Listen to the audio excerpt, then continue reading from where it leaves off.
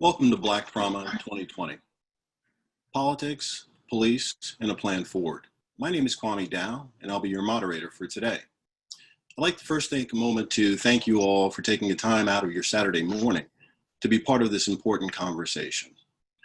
As is customary in everything that we do in the Omega Psi Phi Fraternity Incorporated, I'd like to take a moment and have our chaplain open us up with a word of prayer. Brother Chaplain Brown, please open us up with a word. As we approach God's throne of grace and mercy, we're confident that He hears us because He didn't give us a spirit of fear or intimidation, but He gave us a spirit of love. Let us pray. Almighty God, Lord of unity, harmony, and peace, you're the one true God who sets the limits and boundaries of our nation and marks the paths of history in your wisdom, justice, and goodness. I pray that the seeds of commitment and conviction that are sown by our experienced panelists today yield fruits that will cause all strife and misunderstanding to cease and grant peace in our nation and communities. We are all the children of your creation and of your love, and you have sent Christ Jesus to this world of sin and wickedness to redeem each one of us living here on this earth. You have offered to all of us the gospel of forgiveness and reconciling peace through the precious blood of your Son, Jesus. Grant us all the grace to accept your terms of reconciliation, and let us too enjoy forgiveness of all of our sins. And grant that we, the generation, may live side by side in quietness and peace, recognizing that each one of us has rights and privileges given us by you in your goodness of heart. And teach us to look on others as fellow redeemed and permit them to enjoy those blessings that we want as our own, and make our nation a righteous nation and us citizens a law-abiding and moral people. Grant health and strength and wisdom to those in authority and prevent godless and wicked people from corrupting our land. From day to day, grant us the grace to live peaceably with those in our communities, and give us the faith instead of unbelief, courage instead of fear, love instead of hate, peace instead of quarrels and war, and righteousness instead of sin everywhere and in everything. We ask for your hand of blessing on this meeting at this day, and we ask that you would guide and direct our meeting so that it's full of wisdom, productivity, and respect for one another. And we thank you for helping us to accomplish our work and our goals on this day. And it's in Jesus' precious name that we pray, and let us say amen. Amen. Thank you, Brother Brown. Again, welcome to Black Trauma 2020, Police, Politics, and a Plan Forward. Again, my name is Kwame Dow. I'm the 34th District Representative of the massive and progressive 12th District, which are the 10 states in the West, including Alaska. Of course, we're a member of the Omega Psi Phi Fraternity Incorporated, which is an international fraternity. We have chapters in China, in the Middle East, in Africa, in the US, of course, and among other places. Our fraternity was founded in 1911 on the campus of Howard University. Our cardinal principles are manhood, scholarship, perseverance, and uplift. And it's the uplift cardinal principle that's gotten us to this point today. We, like you, have seen the pain that many of us have been facing and feeling in the country over the last few weeks, particularly with the incidents that have happened in Minnesota as well as Georgia. These feelings, for some, didn't just start last week. They've actually been part of their feelings for most of their lives. But what we do realize is that if we're to find solutions to these problems, we have to do it together. We can't find solutions in our silos. So that was the reason that we decided to do this forum today. We wanted to give each one of you an opportunity to ask questions and get answers. Ask the tough questions, the uncomfortable questions, the questions that we know need to be answered if we as a country are truly to be the United States of America, where every man is judged on their character, not the color of their skin. So I want to again thank each one of you for taking a part of your Saturday to be part of this important dialogue, discussion, and dare I say, a step forward. Before I introduce our amazing panel today, I'd like to just go through some housekeeping rules. When you registered, you were given the opportunity to ask a question. or submit a question. What we've done is we've collected all those questions, we've removed all the duplicates, and they're the base that we will use for asking questions to our panelists today. Now, the opportunity for you to still ask a question still exists. At the bottom of your screen, you'll see an area which says Q&A. You can type a question in throughout the forum today, and what will happen is you'll get an opportunity to, those questions will go directly to our team behind the scenes, and they will be accumulating those questions and feeding those questions directly to me. Our forum will be 2 hours today, and we'll try to get through as many questions as we possibly can. All right, you ready? Let's go. Let me introduce our panelists. All right, first of all, Shamann Walton. He's City of San Francisco 10th District Supervisor, former president of the San Francisco Board of Education, former executive director of Young Community Developers, a nonprofit in Bayview, Hunters Point, California. Mr. Walton is also a graduate of Morris Brown College. Mr. Walton. Perfect. Next, we've got Ricky Lewis. He's the first Vice Grand Basileus of the Omega Psi Phi Fraternity Incorporated, which is the second highest position in our fraternity. But today, Mr. Lewis is here as an expert and the executive director of the Omega Educational Foundation, which is a 501c3 that since 1993 has hosted an annual youth leadership conference attended by an average of 700 young men ages 8 to 18. Mr. Lewis is a graduate of the University of Pacific. Mr. Lewis. Okay, next we have Dr. Smith. Dr. William Smith, he's the foremost expert on racial battle fatigue, a professor at the University of Utah, and an author of books and publications, among many, the socio-psychological stress response from being an African-American male on a historical white campus. Mr. Smith received his undergraduate degree and master's degree from Eastern Illinois University and his PhD from the University of Illinois, Urbana-Champaign. Dr. Smith. Next, we have Bill Scott. Bill Scott is Chief of Police for the City of San Francisco.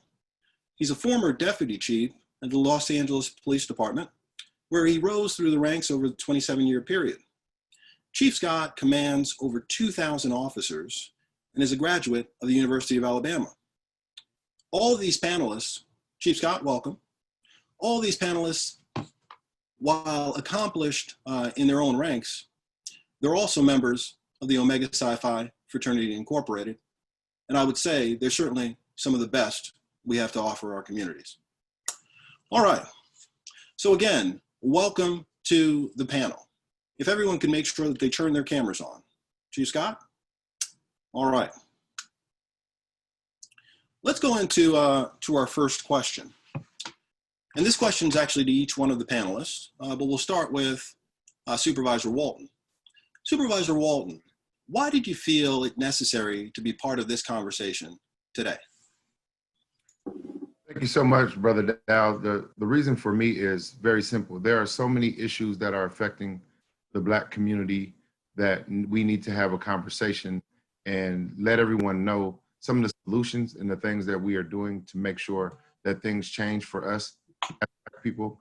We have a duty to work together to make sure that that change does come. And the only way we can do that is through dialogue and communication, but also making sure that we put the policies in place. And you don't get to the policy, you don't get to the solutions without having the conversation. Thank you, Supervisor Walton. Executive Director Lewis. Brother Dow, in 1964, Fannie Lou Hamer said she was sick and tired of being sick and tired. So we just hope this conversation today will move everybody who's listening and the men of Omega Psi Phi have been tired of being sick and tired. The men of Omega Psi Phi, men in our communities are going, what is going to make a difference for us going forward.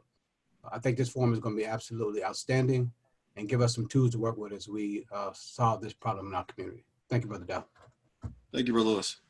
Dr. Smith. Yes, I agree with Brother Walton and Brother Lewis. It's past time for us to stand up. It's past time for our voices to be heard. It's past time for us to explain and get into action the things that we know that we should have been doing a long time ago. Omegas are leaders among leaders. And if we can't account for what we do to help our community, I don't know who can. So it's time for us as Omegas, as men, to step up, do what's right, and help make a solution to our community. That's why I joined. Thank you. Chief Scott. Thank you, Brother Dow. You know, we have an opportunity in this country right now to change policing for the better, and for the better as it relates to how we police the African-American community. Never before in my career, and there's been call for change in the almost 31 years that I've been in this profession, has the focus been so intense to focus on the area specifically on how we police African-Americans in this country. And being an African-American man, I understand both sides. So the rest of the time, whatever time that I have in this profession, I want to spend it doing good to push this issue forward. Perfect. Thank you. Let's jump into to our first question. The first question actually is one that I'd like to ask for me, because it's one that I'm often asked as a professional. I'm a senior vice president of human resources. It's often said that for those of you, certainly our panelists are very successful in their own rights. Surely you've been successful, so why can't everybody else do it? And I should expect that you're probably not experiencing any racism in your current roles today. Dr. Smith? Well, there's no success unless there's group success. We can't have a head disconnected from the body. So just because I might experience some form of economic success or educational success, if my people don't share in that success, if they can't be lifted and we lift them up as we climb, then there's no success. So my success is based on a group level success. I can't be an individual in my attainment. I have to be able to reach and get other people to a higher level. So there's no success without a group level success for me. All right. Thank you, Dr. Smith. Executive Director Lewis. Yes, it's important for everybody to know that the Bible is clear. What you do for the least of thee, you do unto me. So we make it big. We make this good money. We move to big neighborhoods. We get nice cars, etc. So what? If you're not going to go back and help somebody else who are less fortunate, then it really doesn't make sense for us to continue to do this thing. We have to lift as we climb. I think Dr. Smith said it so eloquently. That's why we're here. Nobody has gotten to where we are without help from somebody else, a coach, a pastor, a mentor, Mr. John across the street. Somebody helped us out. It's incumbent upon us collectively to do the same thing, Brother Dow. Thank you so much. Supervisor Walton. I think to your point in terms of do we experience racism, definitely as a member of the Board of Supervisors in San Francisco. Anytime we push policies that are going to improve communities of color, anytime we work to affect real change, I'll receive emails, I'll receive tweets from people who are very racist, and they'll let you know how racist they are when you want to do something that's going to improve outcomes for folks of color. But just like Brother Lewis and like Dr. Smith, there's a painting that I love by Gilbert Young, and it has an arm reaching over a wall, reaching down, and someone reaching up to be grabbed. And there's 3 lines under there that says, "He ain't heavy," which basically is a depiction of you're not going to be bringing yourself down if you make sure to help someone else be better, to help someone else be successful, to help someone come up. That is our duty. That is our job. That's why we are here today, because we understand that that is what we're here to do. Thank you. Chief Scott. You know, Brother Dow, we are all here despite the adversities like racism that we had to deal with. We are the exceptions, so to speak. And we have to do, or at least from my personal perspective, I have to do everything that I can to not make this scenario, when people reach this level of success, the exception. It's got to be the expectation. We have to expect more from ourselves, and we have to demand that people expect more for us and not be the exception, the one who made it out of the neighborhood. This should be an expectation for us to reach these levels. Perfect. Thank you. All right. Dr. Smith, you're the foremost expert on racial battle fatigue. What is racial battle fatigue? Well, in a layperson's way of saying it, racial battle fatigue is an overload of our coping system. It's a psychological, emotional, physiological overload that is a race-related appraisal that we see a taxation as Black people living in this society, that we have to deal with racism, white supremacy, and white power on an everyday basis. So what does that mean for us? This is a disturbed person, environmental, racist relationship. So our body responds to racism as violent, a violent act. The body codes racism as a violent act. So that means we have a physiological response, a psychological response, an emotional response, and a behavioral response. So what you see now happening in the street is an example of an overload of racial battle fatigue. People are tired, they're frustrated, they're crying, they're depressed, but they're rising up to try to overcome a racist environment. Thank you, Dr. Smith. You know, I think we're making the assumption that people understand what racism is, because there are some people who probably confuse racism with discrimination. Is there a difference between the two? Is that a question for me or? It is, Dr. Smith, just a Okay. follow-up. Okay, yeah. So one of the key ingredients to racism is power.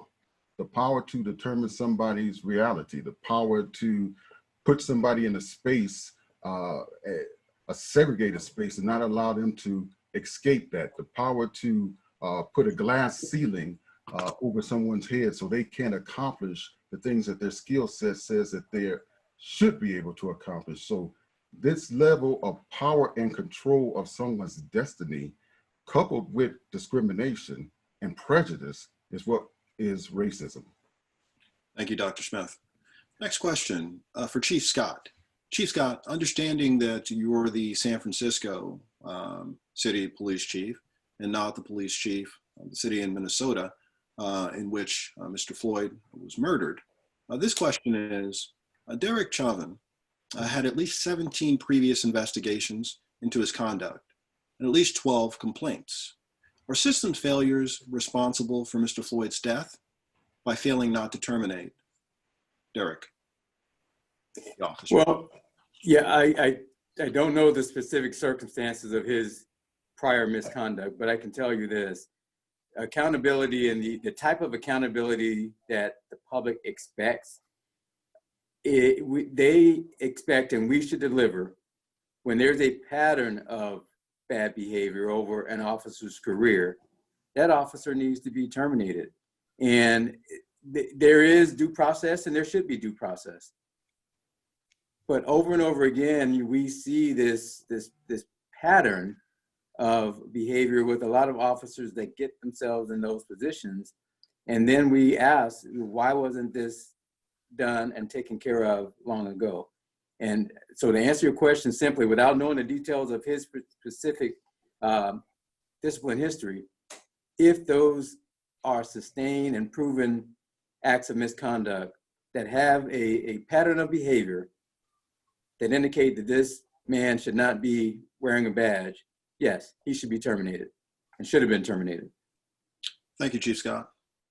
Supervisor Walton, a broad question here. Is meaningful justice reform possible in our current political climate?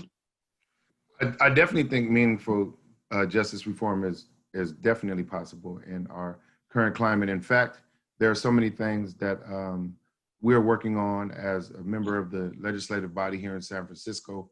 For example, and I'm glad you asked Chief Scott the question about people who have prior allegations or sustained allegations of misconduct, excessive force, and whether or not they should be serving in law enforcement? Obviously, the answer is no. I don't know too many jobs where you can continue to make mistakes, continue to discriminate and harm people and keep your job. And so here in San Francisco, the district attorney and I, as well as my supervisors, we just pushed a resolution to urge the Civil Service Commission to make sure that they never hire anyone from another law enforcement body into San Francisco's law enforcement bodies that have a documented history of excessive force, of racial profiling, of misconduct. And we are going to even probably go a step further at some point and have conversations. And I'm talking with the chief, I'm talking with the police commission, I'm talking with other leaders in terms of what we're going to do with individuals who already are in our law enforcement bodies and the mistakes that they continue to make. Because being in law enforcement, your job is to keep us safe, but it is not to harm people of color at will just because you have a badge. But I said I just gave a couple examples of some things we're working on because one, yes, it's possible. And we're at a time now where I think people understand that we have to have strong, tangible, and bold reform in order to make some of the systemic changes that exist in law enforcement. But you see the changes. We see officers being prosecuted, we see officers being convicted, and we see officers getting time. Not enough, and it has to continue because the only deterrence and the only real reform is to also hold people accountable and make sure that there are consequences for their actions. Thank you, Supervisor.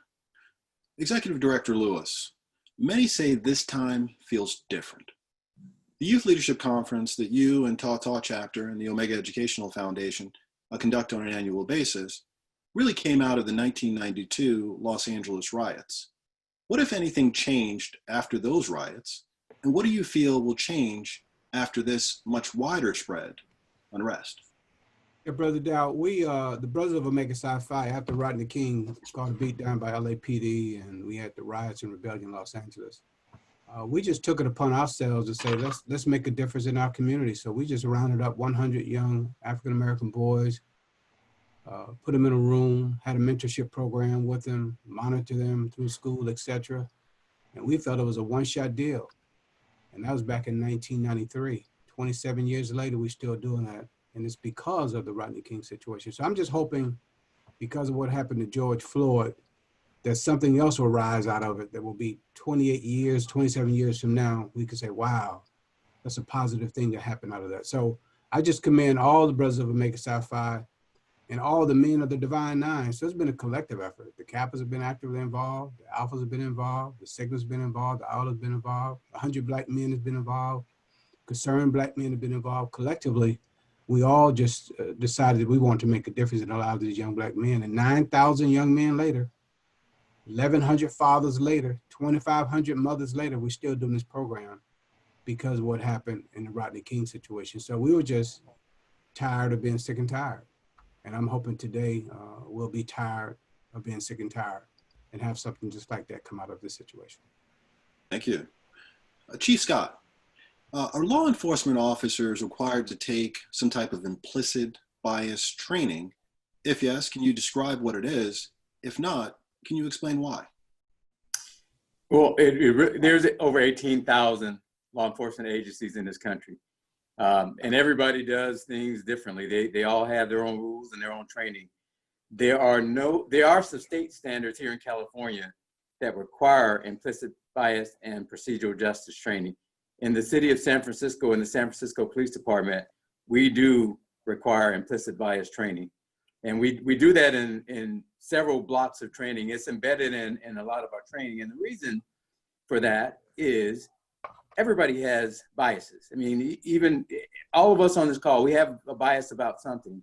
And implicit, by nature of the definition, means it's unconscious. You're unaware of it.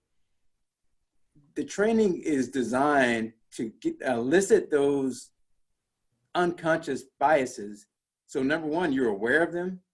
And number two, you can manage them in your professional role as a police officer, because biases are a product of your experiences, how you were raised, your cultures, your values, and the like. And when you're aware of what they are, you can manage that situation. I mean, we're all human beings, but we have to manage it, and your bias cannot drive decisions in policing. So that's what that training is designed to mitigate. Thank you. Dr. Smith, can law enforcement officers benefit from racial battle fatigue training? If so, please explain why. Well, I'm not sure if they can benefit from racial battle fatigue training. What they would benefit from is understanding what the battle fatigue is about. And they have to be honest and understand that, yes, while they have implicit bias training, some of us will hold implicit biases that are harsher and higher toward certain groups. So what does it do if I have an anti-Black implicit bias, and then I'm put in a Black community to patrol? A patrol officer should not be in a community where she or he has the bias against that group. So, and probably shouldn't be on the street until they deal with some of those implicit biases. But we have to start to understand that, say in New York City, the stop and frisk policies were higher for Black men and Black women than any other group, right? So what is that about? That Black men will, 1 in 1,000 will be killed by the police, right? Out of Black people in general, if you have 100 Black folks, 95 Black men will be killed by the police. That's a disproportionate effect. So we have to understand that if it's much lower in other groups, and there's a certain group of officers who are committing crimes or being violent towards groups, that they have to be immediately taken off the street and given counseling and redirection, re-education, and maybe counseled out of a profession. Dr. Smith, just to follow up here also, is there a psychological association between race and crime? What do you mean? What I mean is, when you think about race and crime, is there a particular reason that certain races, police officers or people who are in law enforcement or people who are in the judicial system or people who are in the court system treat people differently based off of race? Oh yeah, and I think this is partly an extension of implicit biases or outright discrimination and racism. So we know that people who are being tried for the same crime, if they're Black, they get a harsher sentence than if they were white. So that's an example that maybe racism, discrimination is playing out in court proceedings. So yes, there is a connection, a strong connection, and there's plenty of research that supports that. And the same thing is true even in our schools. So teachers can hold a certain type of ideology toward Black children. And so Black children will then be either suspended in higher rates than other groups, not promoted in higher rates or consistent with other groups, will be detained. So yes, there's this discrimination, racism, stereotyping that goes across all sectors and domains of our society. And hopefully, as Brother Lewis has said, maybe this is that watershed moment that we can examine all of those domains and see the inequities. Thank you. Chief Scott, just to pull on this thread just a little bit in terms of the interaction with law enforcement and people of color in the community. Some say that police unions have added to the issues of brutality by failing to hold police officers accountable for the actions that they do. In fact, in some cases, they defend them to all end. It is a challenge. And the unions are there for a reason. They advocate for their members, they protect their members. But it is a challenge from a management and a chief of police perspective. it is a challenge because the line has to be drawn, union or not. Right is right and wrong is wrong. And it's one thing to protect due process rights. It's another thing to protect people who, after it's proven that that person has either committed a criminal act or substantially violated a policy, particularly when it cost somebody their life or it seriously injured somebody. So yeah, it's a challenge. And what makes it even more of a challenge, a lot of people will associate the union with the actual department. The union will put out a statement. I just saw this happen yesterday. Put out a statement, and some people don't realize that it's not the police department putting out that statement to protect that officer, it's the union. And as police chiefs, we have to be very clear of who runs the department. Number one is that's the responsibility of the department head. But the second thing is we have to speak up when the union puts out a statement that people confuse to be the department statement, because a lot of people do. There's one and the same. So it's a real problem. All right, thank you. And if I can, real quick, Brother Dow, obviously all police unions are not created the same, and I'm one of the major proponents of labor. But I can say that there are times, particularly here in our police union in San Francisco, and I'm going to call it out because it is what it is. There are times where they promote division, where they are very discriminatory. I'll give you an example. After the Mario Woods killing at the hands of police officers here in San Francisco and Black Lives Matter movement started, the police union here in San Francisco decided that it made sense to put out a publication that had a picture of a black Labrador and a white Labrador and say all lives matter. And when I call them out, they say things like, well, everybody's humor is different. That's not humor. That's complete disregard for a man's life. That's adding fuel to the fire. That's promoting division. And those are the types of things that we have to make sure that we address, because we all believe in protecting employees' rights. That's one of the things that I fight for on a daily basis.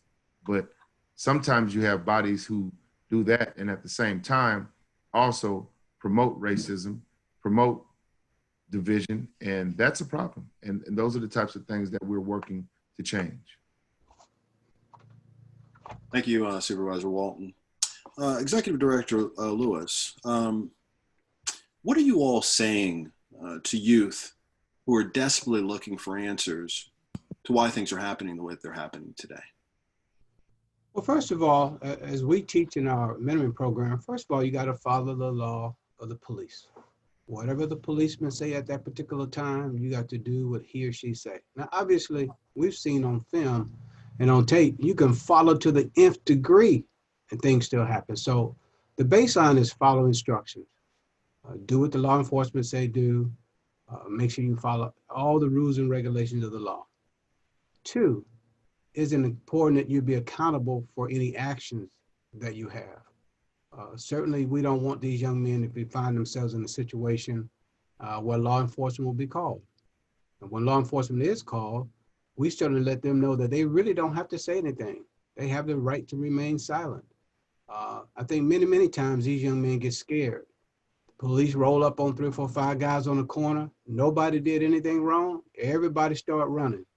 We tell these young men to stop running. If you haven't done anything wrong, there's no reason to run. The moment you run, everybody get in a panic mode and then everything goes south. So we just try to teach some of the basics, Brother Dow. Follow the rules and regulations. Don't panic. If you didn't do anything wrong, you didn't do anything wrong. Keep your hands out in the open so folks can see exactly what's going on. Just those fundamental things. And what we've seen also in the mentoring program is worked. We haven't had any young man, I think maybe 2 or 3 out of 9,000 had any issues with law enforcement, primarily because the men of Omega South 5 has done a great job in mentoring these young men and having law enforcement agencies come back. And Brother Bill Scott has done it many, many years for us, teaching these young brothers exactly what to do. Excellent, thank you. A question from the chat. It's well known that there's a blue code of silence. What policies have been put in place to prevent retaliation against good cops who report criminal behavior from their peers? Good question. Chief Scott? Yeah, that is a really good question. So here's one thing that every department needs. First of all, is a duty to intervene. In the San Francisco Police Department, our use of force policy, it states if you see use of force being used that is unreasonable, unnecessary, you have a duty to intervene. The second part of that, the department has to do its part to make sure when that happens, that the officers that have the courage to intervene, and everybody should have that courage, that they don't get harassed, they don't get retaliated against, and if they do, the discipline needs to be firm, swift, and severe. And when those things happen, it works. When they don't, a lot of departments don't even have that policy to begin with, which you're starting off at a disadvantage, you're gonna have the policy, but when you have it, you have to back it up. And I commend the Minnesota Police Chief, Minneapolis Police Chief Arredondo, because I think they did have that policy. And he took the action that he was able to take, and he took care of business on that issue. Perfect, thank you. Dr. Smith, just to follow up on a point that Executive Director Lewis just made a moment ago about young men standing around not doing anything, but the police come up on them and they run. Is there some psychology behind why they're running? Of course it is, because if I was one of those young men, I would run. I mean, it's clear that we don't have many interactions with police officers that are friendly. So one of the benefits of Brother Lewis's program is to bring officers into the community and have them relate and socialize with young Black men. But that's still not enough. We need more programs. We need the police departments to do more than just try to round us up and harass us. So I've been the victim of police brutality. I was the victim of police harassment as a professor. So I'm not doing anything wrong. So if I'm not doing anything wrong and I have a doctorate, what might somebody else face who are in lesser circumstances that they can protect themselves, who can hire a high price attorney? So we have to understand that there is this fight or flight reaction. And if I think I could potentially be killed by the police, then I'm going to run for my life. You know, and we have to look at the history of the police and where they came from. And it isn't a pleasant past. And so some of that is embedded within the police department. So as we bring in good police officers, well-trained police officers, as Brother Scott has said, we have to get rid of those who we know are within our midst. So when that special unit up in New York pushed that old man down and the one officer went to try to help, he was grabbed and said, basically, get back in formation. And they just walked past him. So they did accordingly to what they were told to do. Just like the people who had their neck on the knee on Floyd's neck and his back and his legs. When they were concerned about Floyd, they still followed orders, even when they knew that that might not have been the right thing to do. So that's a problem. And we need to deal with that type of behavior. So until we can see within the police department that they treat us a little differently, then the likelihood of me running is great. All right, thank you. Look, I've certainly been pulled over for DWB, which for the purposes of this audience is driving while black, for no apparent reason other than that. And then when I asked the officer why he pulled me over, I really couldn't explain it beyond that. Right. So as professionals, we still experience many of the issues that are happening in the community today. Supervisor Walton, African Americans make up less than 20% of the US population.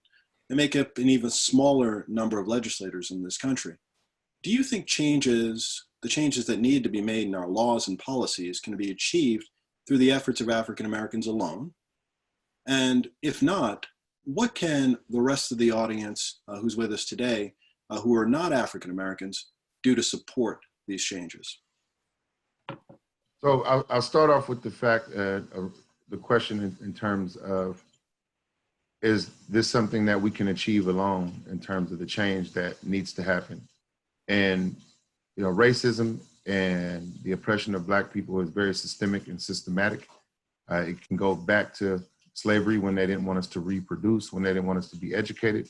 It can go back to segregation when they did everything they could to separate us from wealth and keep us from becoming successful. And that's why we started our own. We had our own historically Black colleges and universities, which still exist. We had our own Black banks.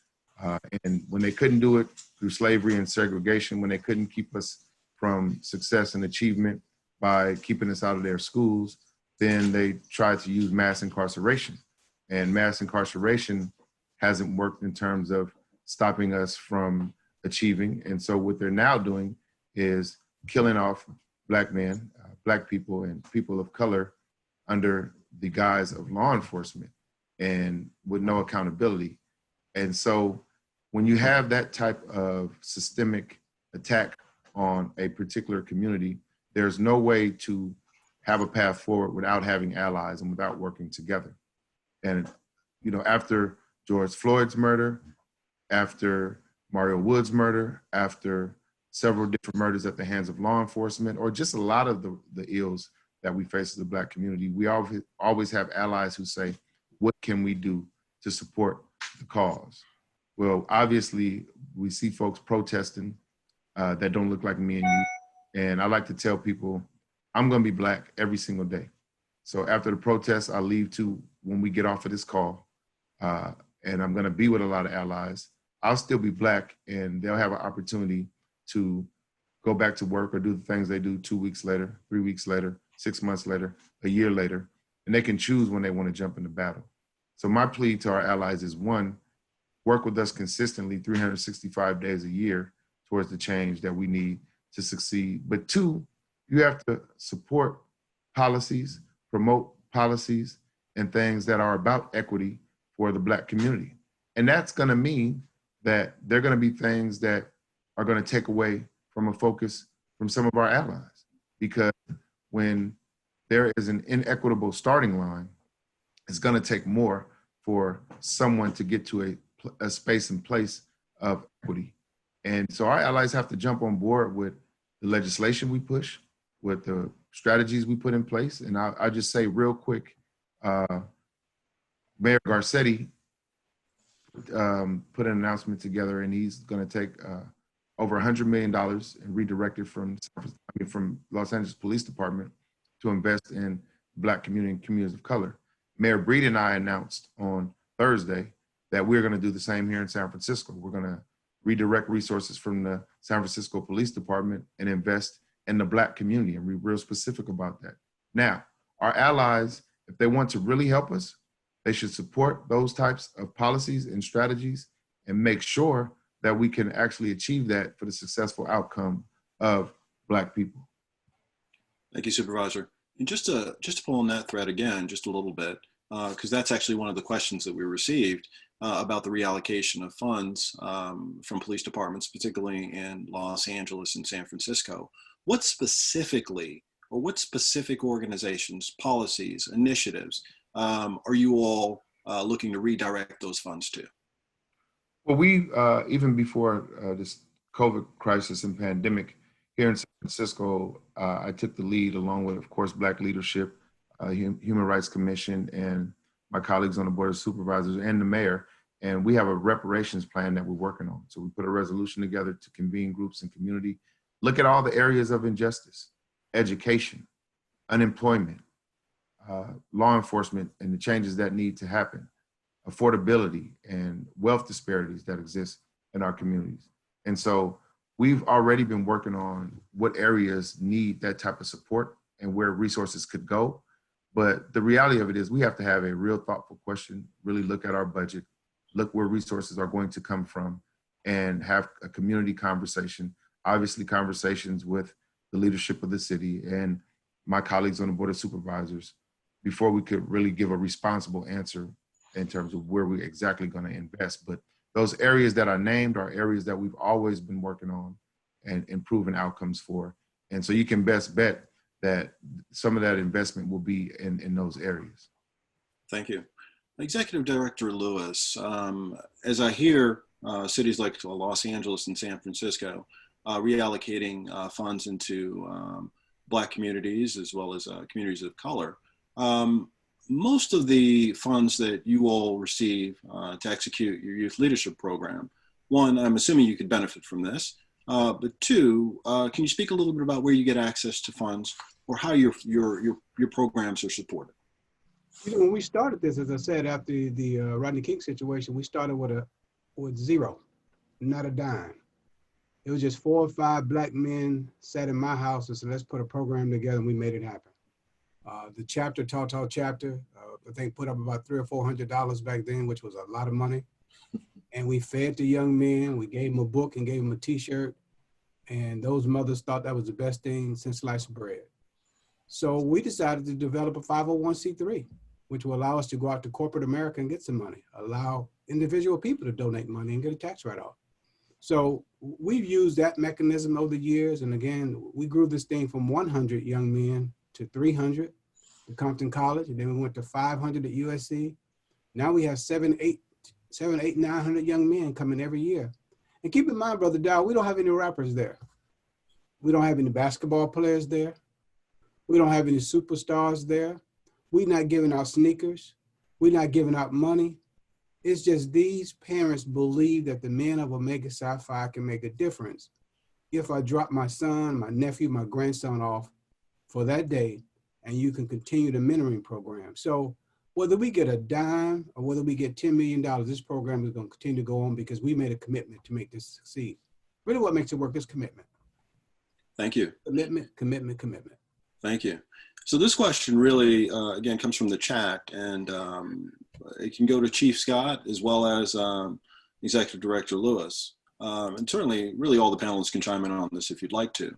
So I'm an HR professional, and I became an HR professional because I wanted to help people.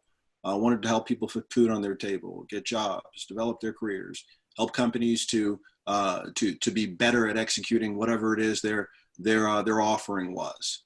When I look at law enforcement, that might not be appealing to some of our youth. How do we encourage more youth to become members of public safety or public safety servants, understanding that if we're going to be able to make a change, they have to be part of the solution? Let me go first, Brother Scott, and then we'll let you, you're a subject matter expert. I think Dr. Smith said it so eloquently a few minutes ago. Many of these young men don't want to be law enforcement because every time they see a law enforcement person, it's a bad experience. Many law enforcement, particularly in Los Angeles, many law enforcement people move out to Simi Valley, move to Torrance, and rightfully so. I'm not saying that's a problem when people can move where they want to move. So many of the experiences are negative experiences. I think what we've done in the program now is bring law enforcement into the young men. Dr. Smith just spoke about it. I'm sure Chief Scott's going to say it in a few minutes, to give them a better, humbling experience. To let these young men know that, hey, you can be a sheriff. You can be a highway patrol like Brother Dennis Martinez. You can be chief of police like Bill Scott. And if we continue to do that, Brother Dow, and make the relationship a symbiotic relationship, we need you like you need us. I think that's what's going to make it real big for everybody. And I'm sure Brother Chief Scott is going to speak about that as well. Yes, sir, Brother Lewis. I echo that. And I can't tell you how many times I've sat down in front of a young person and they've told me that this is the first time outside of a volatile, hostile situation that I've ever talked to a police officer. Just had a conversation outside of somebody coming to my house to arrest my mom or my dad or my brother or whatever. And we have to have these conversations before that happens. The other thing is, for my personal story, a member of Omega Psi Phi is the reason that I am a police officer. My cousin, Jimmy Render, who sat me down and says, hey man, with the way you do business, your personality, I think you'd be good in this profession. He was already a police officer when I had that conversation with him. But he inspired me to take a chance on a profession that I knew nothing about, never grew up wanting to do it, but it was having that conversation. So I want to go back to what Brother Lewis said. We have to get in front, we in this profession have to get in front and engage people, engage these young people to let them see us as human beings and we see them as human beings. And that's how you get people in this profession. I mean, we gotta promote our brand and all that, and that all the things that are happening does not help our brand. I mean, you got to ask who would want to do this job right now. But there are people out there that want to do this job. There are people out there that have a servant's heart that we need to connect with to let them know that they have the skill set to do well in this job. Perfect. Dr. Smith. Yeah. One of the things I just want to extend what Brother Scott said, of seeing them as human. So what I believe should happen, I hope Brother Lewis gets a whole bunch of this money that's been allocated to the Black community, because what I believe an extension of his program could be is not the police coming to educate our community or our boys, but our boys, their mothers and their fathers educating them. We have community cultural wealth. So we're all right. There's a lot of good about our community, but it's some of those officers, not all right, but some of those officers who don't see us as human and who don't see us as having value. So what Brother Lewis's program does, which is one of the probably the best programs in the country, is help those young men realize their potential. So we need to have an extension to his program where they sit, and I'm talking about officers, can come in for a day, sit and learn more about extension of the racial implicit biases and an extension of what stereotypes are. Let me just read you one little piece of research. At 5'4", police stop 4.5 Black men for every white man. At 5'10", police stop 5.3 Black men for every white man. At 6'4", police stop 6.2 Black men for every white man. So what that tells you is that they see Black men, the bigger you are, the threat you are. There's no way that you can explain to me, and this gets back to your earlier question, how someone can take the life of a Tamir Rice within 2 seconds, playing with a toy gun, and not bring in some racism or implicit biases into that situation. So there needs to be many more opportunities to see us as human and further education and re-education. And I think Brother Lewis has a perfect program that can benefit from funding to support that cause. Thank you. So just to pull on that a little bit more, how can we duplicate programs like the one that Executive Director Lewis is doing across the country? Brother Dow, we're doing it right now. It's a recipe. It's like your grandmama's recipe. You ain't gonna make it like her, but she's gonna give you the recipe, and you might put a little bit of extra salt, a little bit extra pepper, a little bit extra sugar. This recipe, we've shared it. We've shared it around the country. And this program, as you know, in our DR, this program is not only in the 12th district, we have other programs right here in Los Angeles, program in Atlanta, program in DC. This program is already replicated. Is it enough? No. But has it replicated? Absolutely right. And it's making a difference in the lives of young men all across the country, and making a difference in the lives of their fathers as well, all across the country. So we're replicating this, sending this recipe all around the country so brothers can use the same recipe. It won't be 500 young men. It could be 50. It could be 100. It could be 250. Whatever we can do to make a difference, that's what we're doing. Perfect. Well, look, don't hold back on the total recipe like my sister Donna does whenever she shares her jerk chicken. She always leaves out just a little piece, so I can't make it exactly like her. Give it everything, right? All right. Supervisor Walton, a question from the chat. You were recently arrested for protesting. If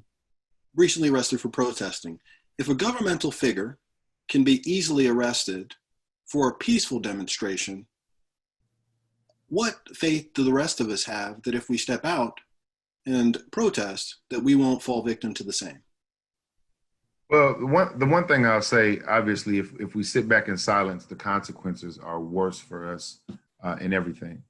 And sometimes it takes arrests of whether it's public officials or folks in the community. If we go back in history, the civil rights movement, a lot of good change, a lot of real change, a lot of effective change came from protests, came from marching, came from arrests. Now, obviously, I don't think that arrest is a positive response when folks are protesting, but we cannot be discouraged by certain consequences, because if we are, then the real change will not happen.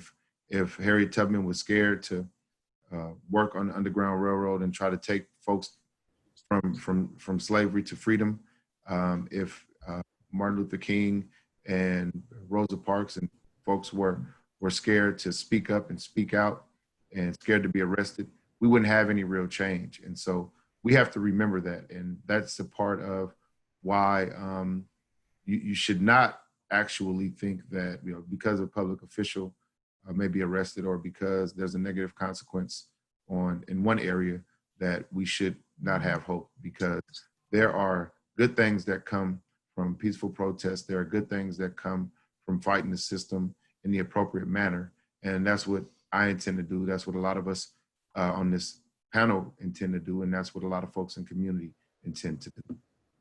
Thank you. Dr. Smith, what is racial microaggression, and how does one cope to alleviate the impact of racial battle fatigue? So racial microaggressions were coined by Dr. Chester Pierce, a Harvard psychiatrist, had a joint appointment in the College of Education and also the School of Medicine at Harvard University.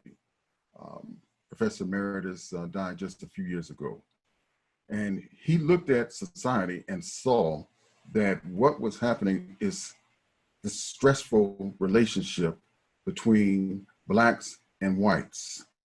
And it was this kind of gratuitous relationship. Sometimes it was things that were very subtle, dropping money in your hand at the grocery store, you know, your change, backhanded compliments. But it was those events that add up. So they're micro level, and so they're sometimes subtle, and then they're macro level or macro aggressions, like the bombing of that church where the 4 young girls got killed, right, in Birmingham. So what you see are micro level aggressions or microaggressions that are often subtle and unconscious, that are performed by aggressors. And then you have the macro, which seems to be more aggressive toward people.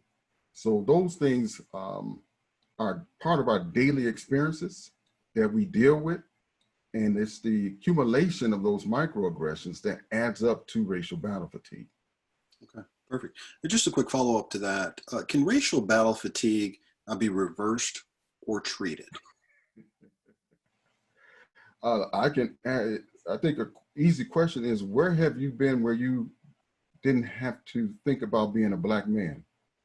And if there were sisters on here, where in the US can they go that you didn't have to think about being a Black woman? So racism, and I'm borrowing from Derek Bell, Harvard law professor, is endemic.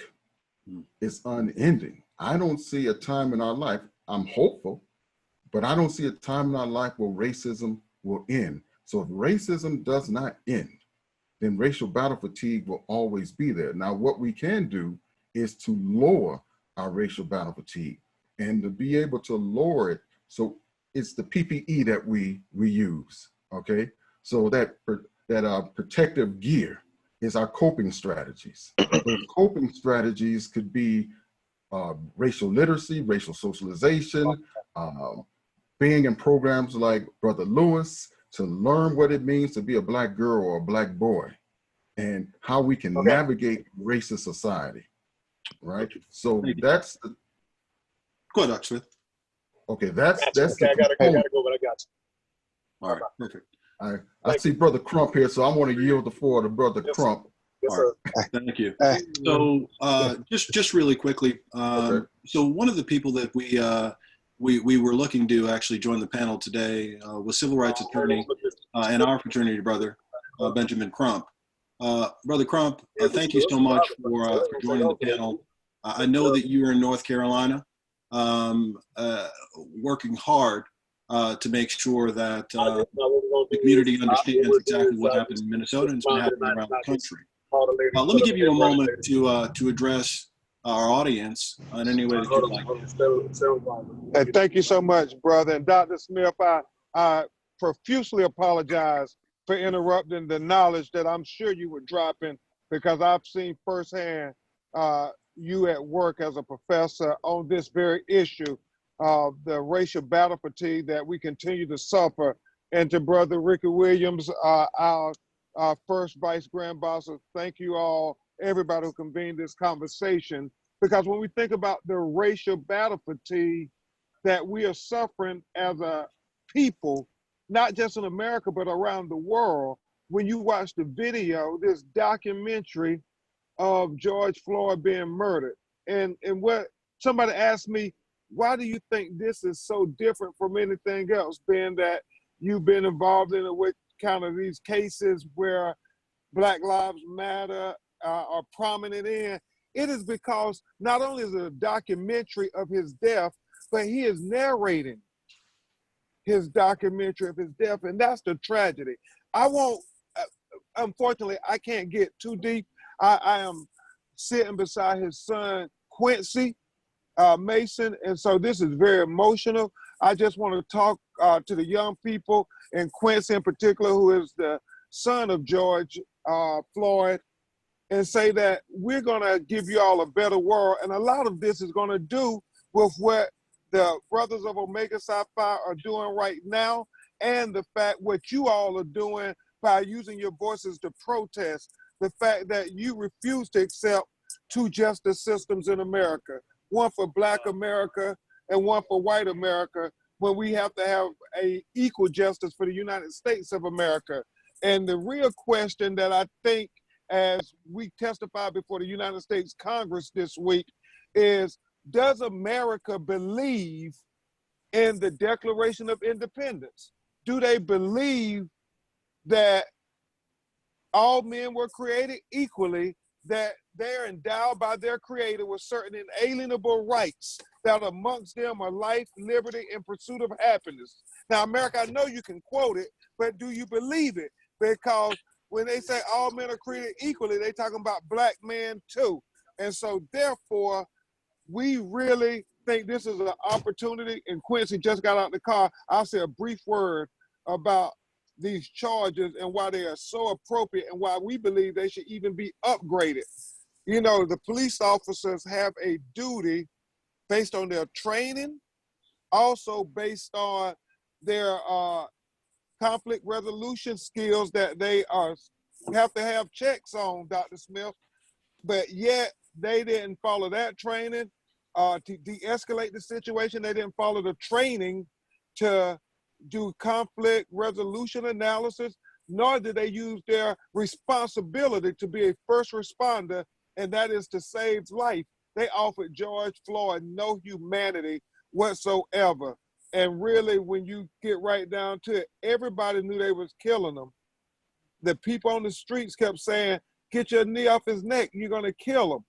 And literally, quite literally, they were right, and everybody knew it except the police, or did they? And that is the larger question, because why wouldn't they offer any humanity? And the medical definition for the manner and cause of death by the family pathologist, Dr. Biden and Dr. Alicia Wilson, was mechanical asphyxiation from the knee to the neck for almost 9 minutes. You know, they say a person will pass out after not having breath for 1 to 2 minutes. George struggled for breath for 9 minutes. And that was because the knee was on his neck, but also equally important, it was the 2 knees on his back. And therefore, they were compressing his lungs and didn't allow it to contract. So air could not come in nor go out to provide oxygen to his brain and blood flow to his brain. And the legal cause of death was homicide. But quite simply, he died because he needed a breath. He was postless and unresponsive when the ambulance got there. The ambulance was the hearse for George Floyd. He needed a breath. That's what the pathologist said. He was starving for air. So I asked everybody to take a breath, not just for themselves, but take a breath for peace, take a breath for justice, take a breath to heal our country, but most importantly, let's take a breath for George Floyd so that we can give him the breath that those police officers didn't get, and let's breathe new life into American society, one that will make a better world for our children. Thank you, Attorney Crump. Let me just do a quick follow-up. One of the questions we asked earlier today to Supervisor Walton was really around what we can do, not only as African Americans, but what can the larger community do? What can the larger community do to realize the change that we so desperately need in this country? You know, we can do a multitude of things. I think the young people protesting is very helpful because as we learned from Thurgood Marshall, Martin Luther King, and Malcolm X, you have to fight in the court of public opinion, but also you don't get to the court of law unless you can win in the court of public opinion. That was true with slavery, civil rights, everything. We have to fight in the streets first, and we're doing that. But then with this technology, we have to be interacting and engaged with our legislators, our elected officials. I mean, Congress are talking about for the first time in history, amending qualified immunity. And that's in all these cases, y'all, anytime the police kill somebody, they say, I felt threatened. The United States Supreme Court said, oh, we're qualified immunity. You can't Monday morning quarterback a police no matter how unbelievable the killings are. Shooting black men in the back, you know, all kind of craziness. But for the first time, and Dr. Smith will have to give us some literature and data on these things, they're looking at whether they should not have qualified immunity. That's huge. So we can get everybody voting, but also talking to their Congress people saying the George Floyd law needs to pass the U.S. Congress, and we need the president to sign the law. That's number one. Number two, the district attorneys are so very powerful. You got to vote in local elections. The district attorney decides whether the police officers are going to be prosecuted, but the district attorneys also decide who's going to go to jail in that community. When you talk about school to prison pipeline and so forth. And lastly, the one thing we have to do, we have to encourage more of our young people to get into law enforcement because they have to know our life experiences and our life matter. Because sometimes I honestly believe when we talk about what Thomas Jefferson said, I don't know if some people really believe we're their equals. They say it, but they don't really believe it. So we need people in the law enforcement community too. So I don't know if we have some way to simulate a program where you have people recruiting heavily young people of color to think about being police officers so they can make sure they protect and serve us and not just police us. Look, Attorney Crump, thank you for your input. And I'm glad to see that we're all certainly on the same page because many of the things you just mentioned a moment ago in terms of getting more of our youth into law enforcement, some of the things we already talked about today, as well as making sure that we get those in power who can really make a difference and then we hold them accountable. That's certainly something we're going to get to a little bit more down the line. This qualified immunity piece, and Attorney Crump, I know you're in transit and you just took a moment. So I got one. This has to be the last one, Frat. Sure. No problem. No problem. And actually, I'll let you go because this next question really is to Chief Scott. I want to thank you for jumping on. I really appreciate it. I think the audience got some benefit from you being added to the conversation. Thank you so much. Thank you, Bro Grant. Hey, thank you, Brothers Lewis, for your leadership. All the brothers, this is why Omega leads. Thank you, bro. All right, God bless. Thank you so much. Right. Chief Scott, Attorney Crump brought up qualified immunity. I don't know that many people in our audience know what qualified immunity is. Can you speak a little bit of that? Well, your brother Dow, basically what qualified immunity is if you are doing whatever you're doing that causes you to get in a situation, let's say you hurt somebody and your department's policies or the law has either a loophole or just flat out allows you to do what it is that you're doing, there's qualified immunity. In other words, it's hard to hold you accountable and punish you when this is the way you've been trained. So when you go to these cases, these policing cases, particularly when there's a death or serious injury, you always have to look at the policies and the training first. Because if this is what you've been trained to do and it's been sanctioned by your organization, your city who pays your salary, the people who basically, it makes it very difficult to say you broke the law, or even if you broke the law, if it's been sanctioned by your department, it causes a legal problem. So qualified immunity, that's a simplified version, my definition here, but that's basically the essence of it. You're doing something that you were trained and allowed to do, and then all of a sudden, because you've caused harm, it makes it very hard for you to be prosecuted. And I believe that's what Brother Crump was talking about.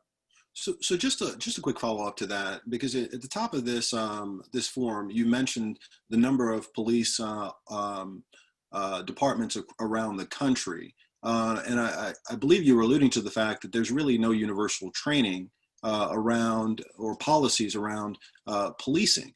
I read somewhere that if you want to become a barber, you've actually got more training hours that you have to complete in order to get into that role than policing. So is there specific consistent training that you believe should be happening across departments? Well, I think all states have some type of state standards. In the state of California, we are guided by the California Peace Officers Standards and Training, which is the acronym POST, P-O-S-T. And most states, or all states actually, have some type of body like that that governs training and standards for their respective law enforcement agencies. The problem is all 50 states are different, and all 50 states have different training guidelines and different rules. So there's no national universal training for policing in this country. You go to some countries and they have national police forces. If you go to France, there's a national police force, and they all get trained the same way. They all have their different nuances depending on what jurisdictions they're in, but they all have the same standards of training. We don't have that in this country. It's the United States. Each state is independent, and that's the way our country is founded. But some things, I think there's some good to having consistent standards. I just don't know if the laws will allow it in this country. Now, there are national policing organizations that try to close that gap. International Association of Chiefs of Police, there's a major city chiefs association. Most states will have state associations as well. And we get together and we try to close that gap by sharing best practices and promoting policies that are good for policing and good for society. But it's very difficult because each state does something different. So Chief Scott, should there be consistent standards? I think it would help. I mean, the way our country is founded, there has to be some national legislation to make that happen. And it starts there. And legally, I think it is difficult because, again, the states control that state's peace officers. So I think it'll be difficult legally, but I do think there are some things that can be done as far as national legislation. Okay, thank you.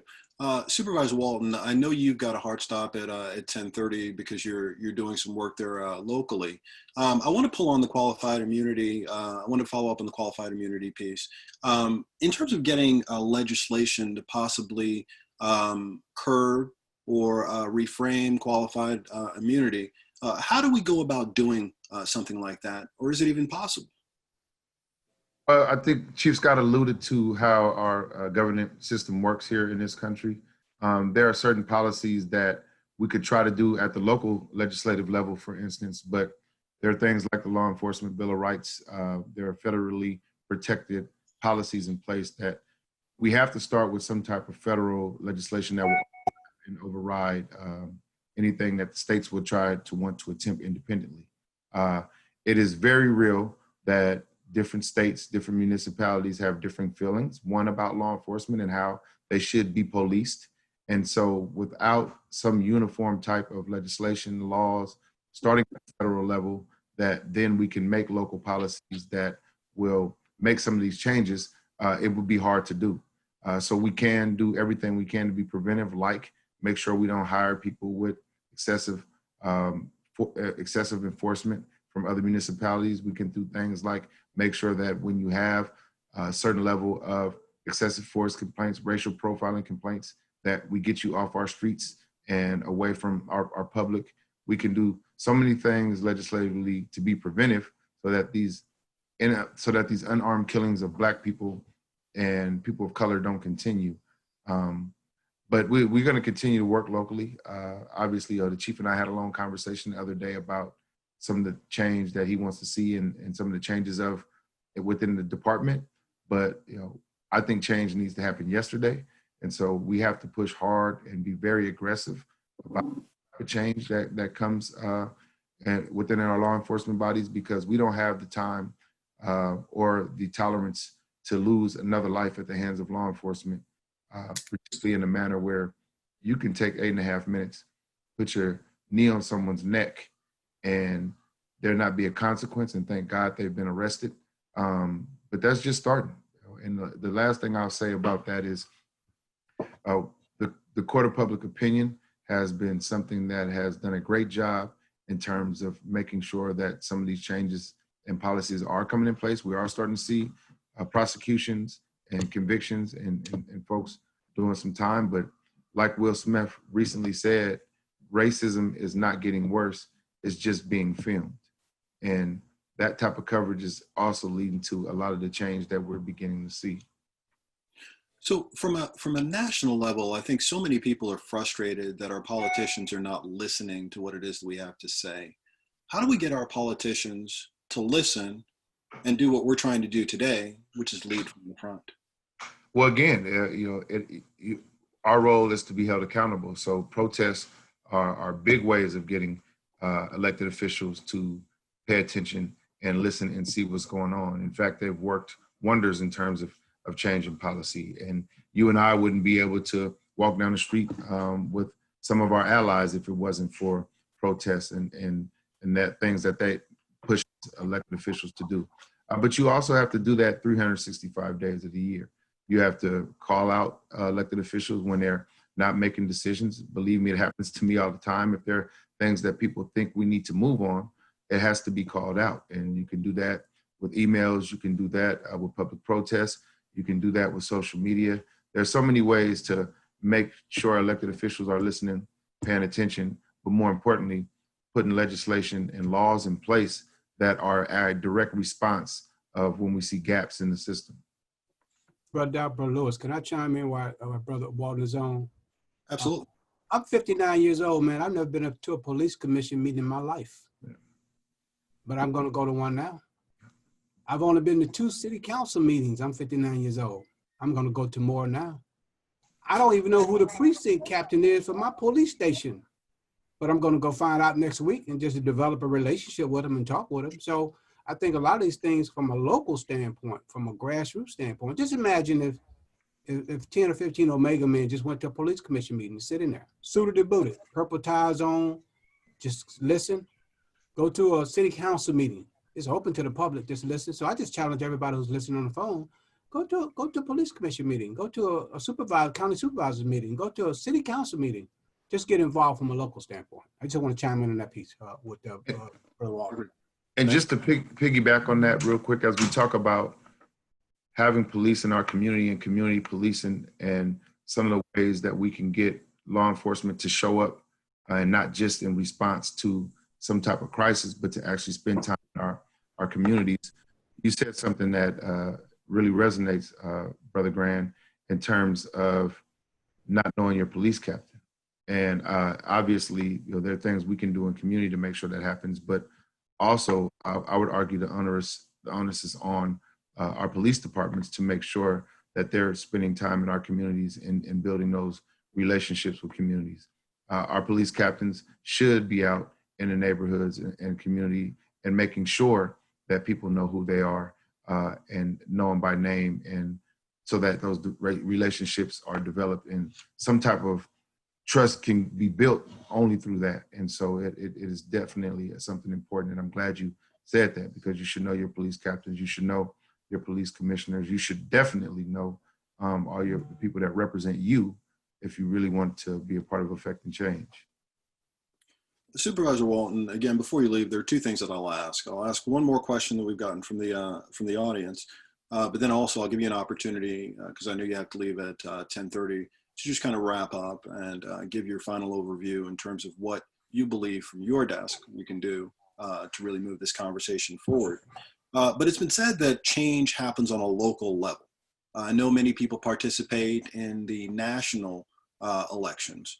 But what are some of the maybe lesser known legislative positions that those who are in our community that are looking to be activated and become part of the governmental structure really should be looking at? Understanding you were at one point Board of San Francisco Board of Education president.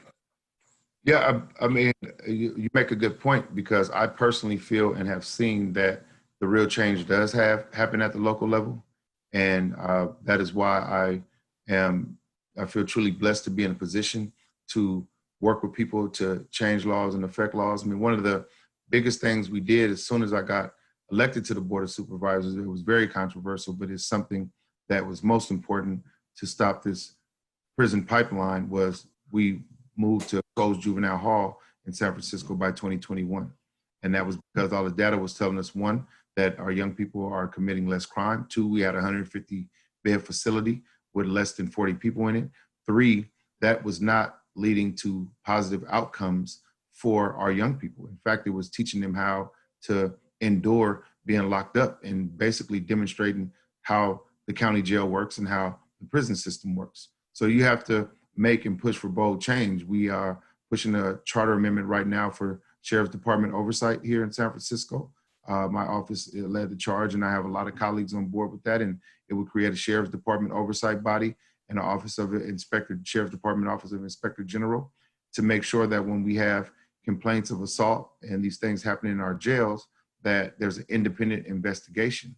Because as much as someone may feel that they're making the right choice and focusing on someone's rights, it is hard for people to police themselves, and those independent investigations are important.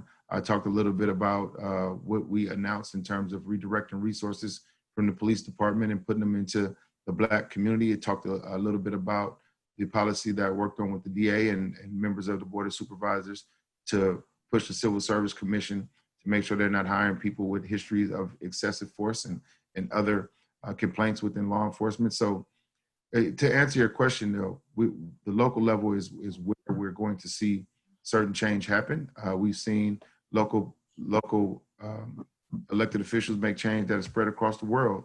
But when we fought to ban Juul in San Francisco, and people thought I was crazy, and then we found out that this was a epidemic that was affecting people across the world, and our young people were becoming addicted to nicotine at higher rates and higher levels than we've ever seen before, as young as middle school.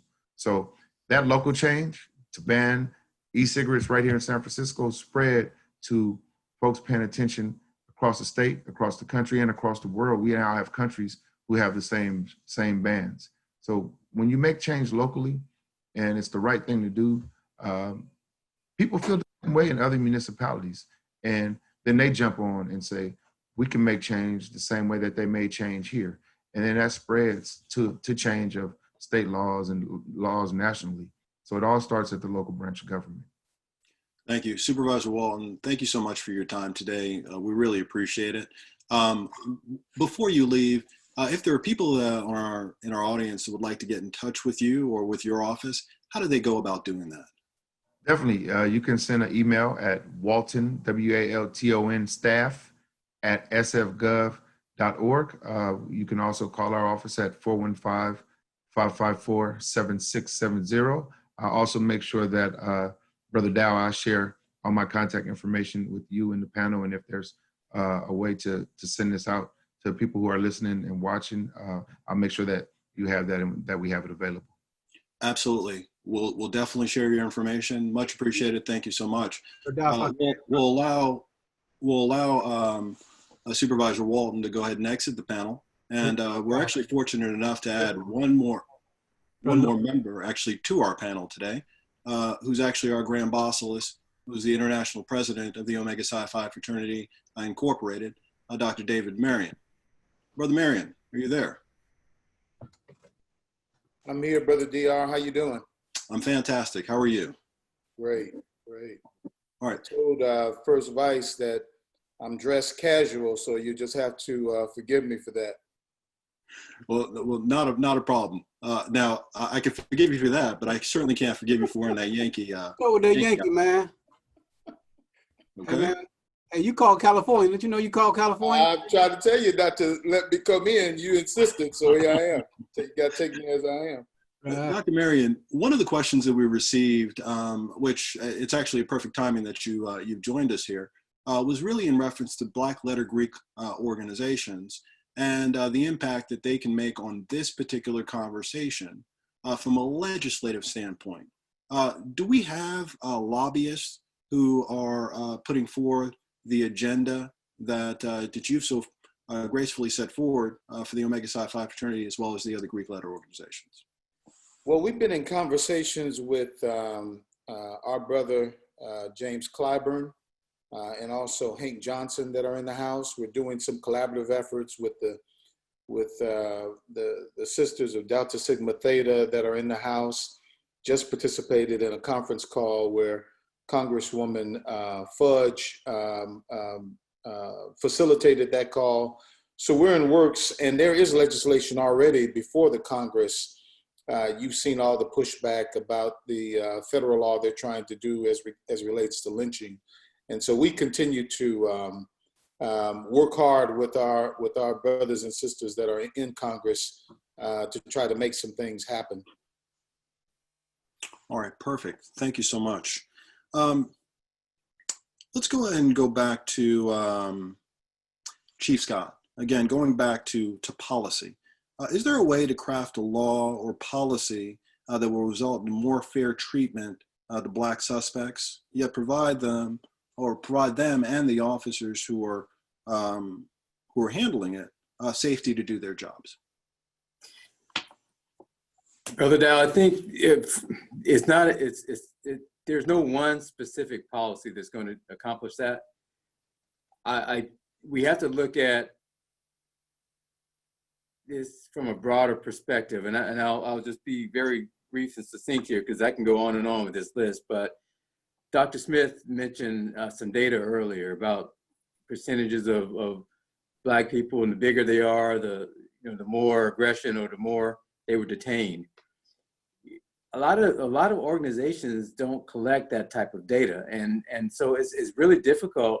I mean, we know the outcomes when we see the symptoms, like Mr. Floyd's death, and you can multiply that across the many of those type of instances we've seen. But the data, when you collect the data, you really get to see a picture of what it looks like.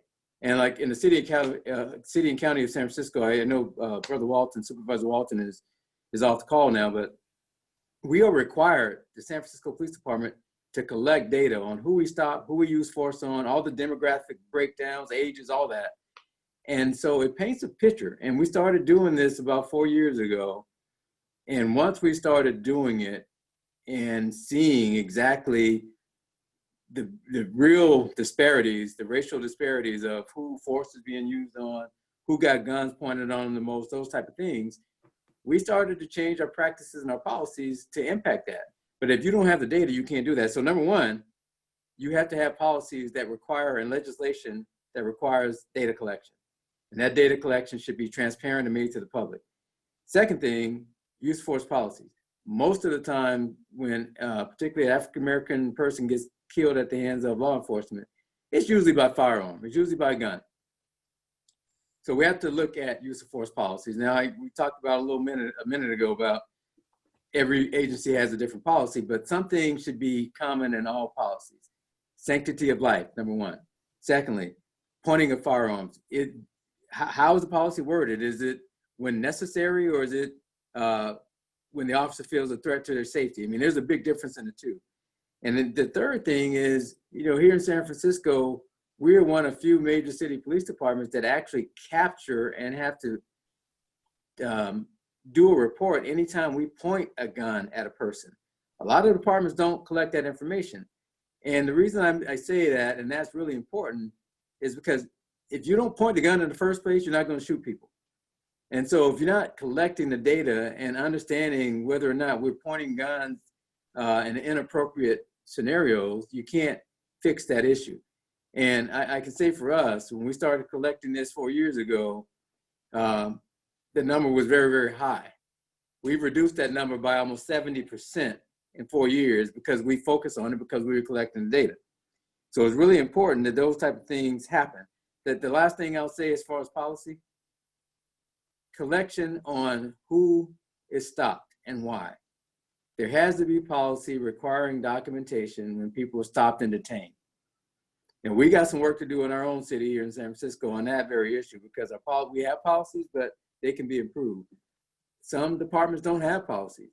And when that data is collected, who's reviewing it to make sure that those stops are within the Constitution, within the local laws, within department policy. So those three things can change the narrative on this conversation. Perfect. Thank you, Chief Scott. Dr. Smith, over to you. Data, right? You gave us some really great data on height and the impact that it makes on how individuals are stopped. The data you have, is the onus on you to share that data with these police departments, or is it the onus on the police departments to gather that data from the public sphere? I think the onus should be on the police department, but I think it should be a collaborative process. So they should be collecting the data. There should be independent agencies that also collect data, and then researchers like myself who can examine that for, on our own. And so let's see if we come to the same conclusions. And if we don't, then we need to have a discussion.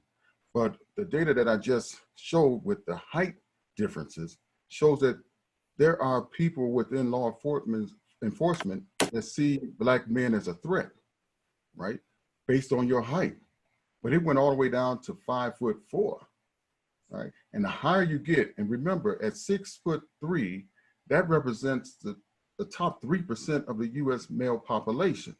So it's fewer people at that height level, above 6'3".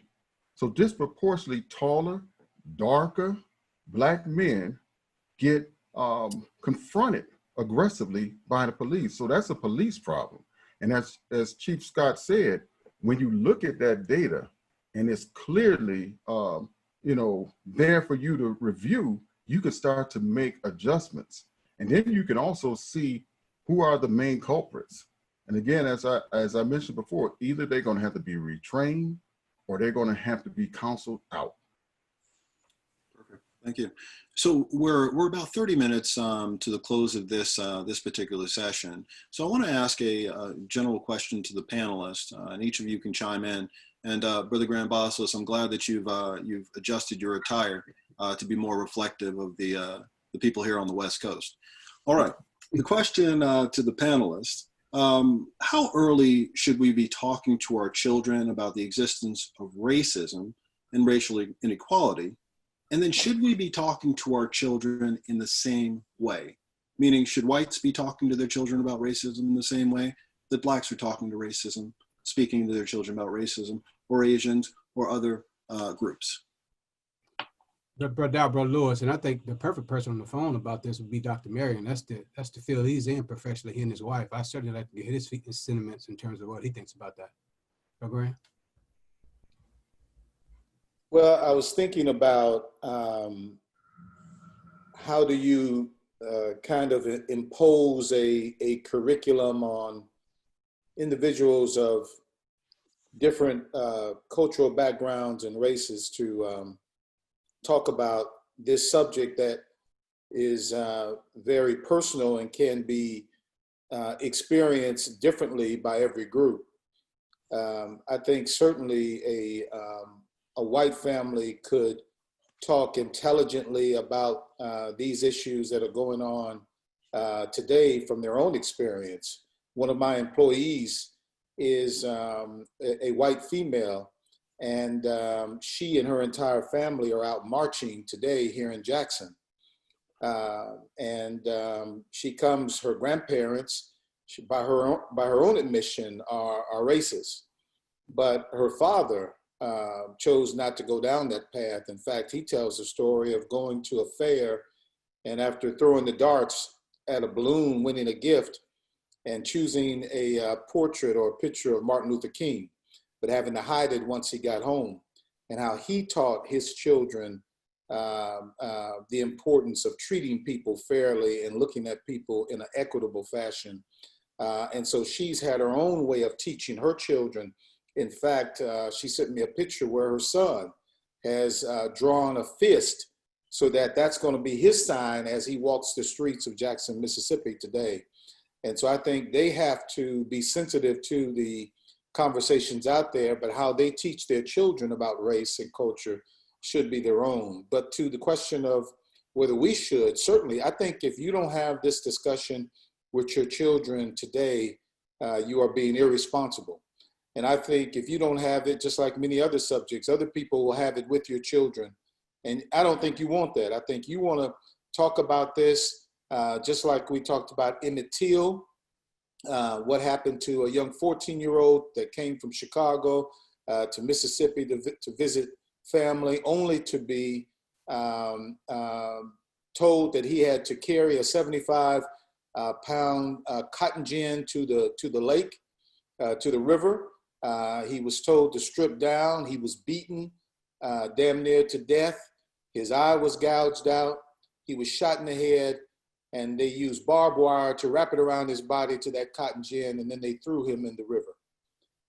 And I think those are the real lessons that we see, and personally that I see here in Mississippi, where even after George Floyd, where the mayor, not that far from where I live, said that if he could talk, he could breathe.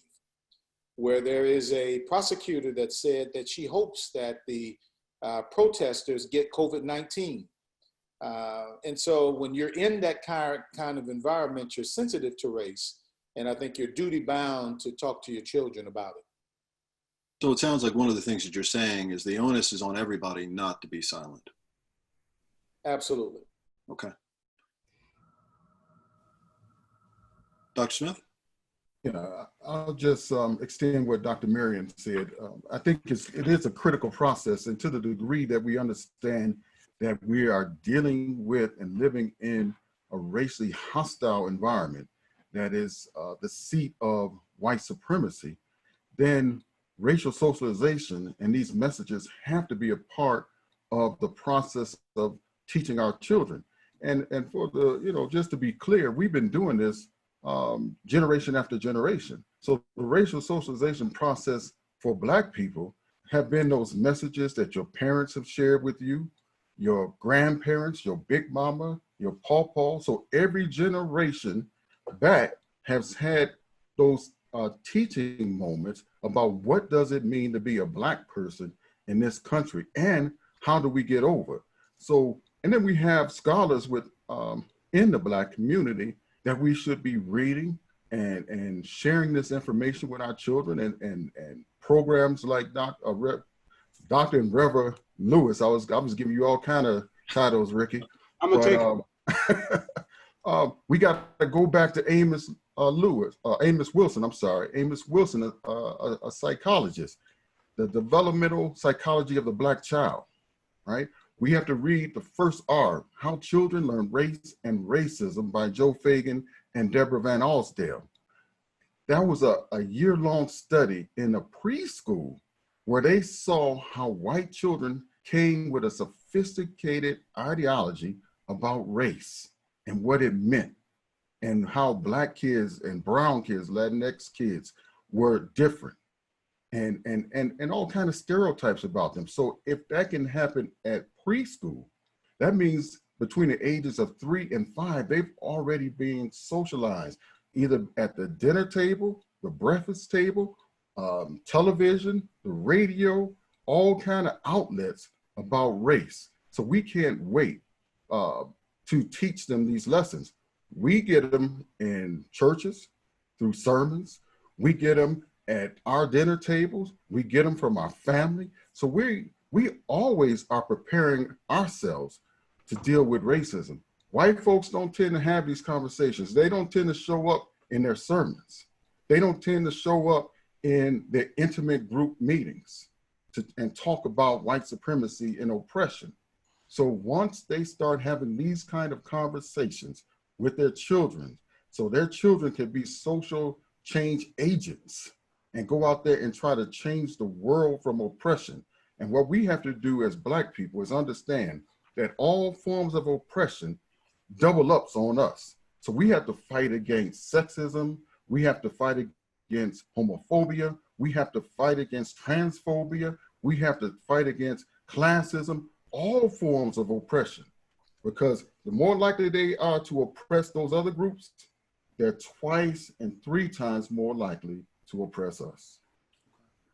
We've been getting a number of questions in the chat about getting some of the data that our panelists have referenced today, whether it's the statistics on height and reaction by police officers that Dr.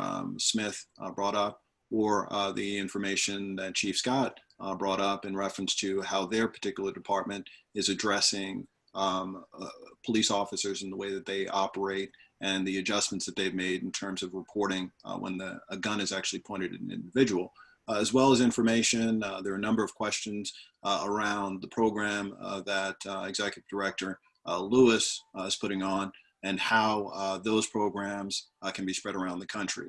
So we'll gather as much of that information as we possibly can, as well as give you an opportunity to ask additional questions.